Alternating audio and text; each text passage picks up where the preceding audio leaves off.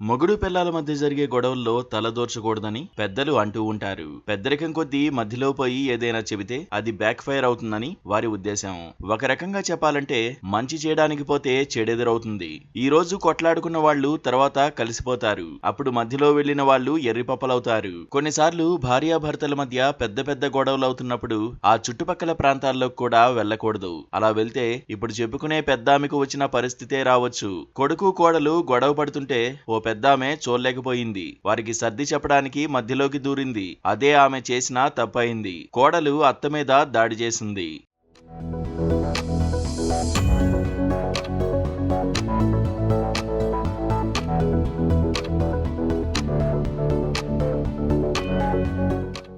కోడలి దాడిలో అత్తకు చావు తప్పి కన్నులొట్టపోయింది. తీవ్రంగా గాయపడి ఆస్పత్రి పాలైంది. ఈ సంఘటన కర్ణాటకలో చోటు చేసుకుంది. బెల్గాం జిల్లా మావినకట్టి గ్రామానికి చెందిన నాగరాజు, శిల్ప భార్యాభర్తలు. నాగరాజు తల్లి 80 ఏళ్ల జనవ్వ హుడలి కొడుకుతో కాకుండా వేరే ఇంట్లో కూతురు నందినితో కలిసుంటోంది. నాగరాజు తల్లింట్లో భోజనం చేయడానికి వెళ్లాడు. ఈ విషయం తెలుసుకున్న శిల్పకు కోపం వచ్చింది. వెంటనే అత్తింటికి పరుగులు తీసింది. అక్కడ భర్తతో గొడవ పెట్టుకుంది. పరిస్థితి ఇద్దరూ కలబడి కొట్టుకునే వరకు వచ్చింది. ఇది చూడలేకపోయిన జనవ్వ వారిని విడిపించడానికి ప్రయత్నించింది.